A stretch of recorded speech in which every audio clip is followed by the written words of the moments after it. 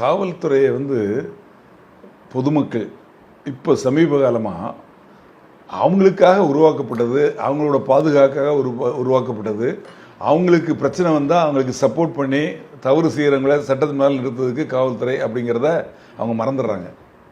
இந்த காவல்துறை அப்படிங்கிறது அவங்களுக்கு எதிரி அப்படிங்கிற மாதிரி ஒரு எண்ணத்தை உருவாக்கிறாங்க. இதுக்கு சில காரணங்கள் என்ன அப்படின்னா, காவல்துறையை இதுக்கு முன்னாடி சினிமாலெலாம் எம்ஜிஆர் நடித்த காலத்திலலாம் காவல்துறையை கெட்டவங்களை காட்ட மாட்டாங்க. காவல்துறையில் கெட்டவங்க இருக்காங்க, நான் இல்லைன்னு சொல்லலை.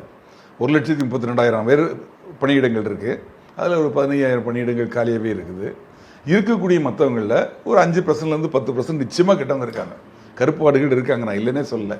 ஆனால் எல்லாரையுமே கெட்டவங்கள நடிக்கக்கூடிய ஒரு மனப்பான்மையை இந்த சினிமாக்கள் வளர்த்து விட்டுது. சில டேரக்டர்ஸ் ஹீரோயிக் சென்டர் கிடையாது, வில்லனிக் சென்டராக தான் வருது படமே. வில்லனை தான் இப்போ ஹீரோ வராங்க. ஆமாம், அதாவது என்ன பண்ணுறாங்க, டான் யார், டான் யார், கொலைகாரன் யார், கொள்ளைக்காரன் யார், போதை மருந்து விற்கிறவன், அவன் தான் கதாநாயகன். யார் வில்லன்னா அங்கே இருக்கிற இன்ஸ்பெக்டர், அங்கே இருக்கிற டிஎஸ்பி, அங்கே இருக்கிற எஸ்பி, அங்கே இருக்கிற போலீஸ். ஆக இந்த மாதிரி ஒரு மனப்பான்மையை வளர்த்து விடக்கூடிய சினிமா இப்போ சமீப காலமாக. இதுக்கு தணிக்கைத்துறைன்னு எழுதுஇருக்குன்னு தெரியல. அதாவது அந்த காலத்தில் வில்லன் தவறு செஞ்சுக்கிட்டே இருப்பான், கதாநாயகன் அவரை தட்டி கழிக்கிட்டே இருப்பான், 2 பேருக்குள்ள மோதல் வரும். கடைசியில் கதாநாயகன் அந்த வில்லனை பிடிப்பார். பிடிக்கிறப்போ போலீஸ் வந்துடும், இல்லை போலீஸ்கிட்ட ஒப்படைப்பார்.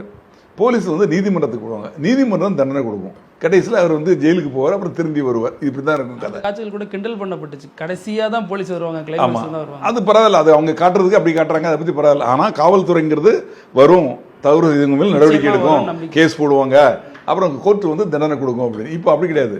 கதாநாயகன் அவருக்கு வேண்டாதவர் யாரோ அவரை தலையை ஒரே சீவு, இளநீ சீவுற மாதிரி சீவுறாரு. அவரே காவல்துறையை மாறிடுறாரு, அவரே நீதிபதி ஆயிடுறாரு, அவரே தண்டனையை நிறைவேற்றுறாரு. தண்டனை நிறைவேற்ற தூக்கு தண்டனை கொடுக்கணும்னா கூட நீதிபதி உத்தரவு போட்டு சிறைத்துறையில் தான் பண்ணுவாங்க. ஒரு மேஜிஸ்ட்ரேட் முன்னிலையில், ஒரு டாக்டர் முன்னிலையில், ஜெயில் சூப்பரண்ட் முன்னிலையில் ஜெயிலில் தான் தூக்க போடுவாங்க. ஆனால் இவங்க எல்லா துறையும் கையில் எடுத்துடுறாங்க.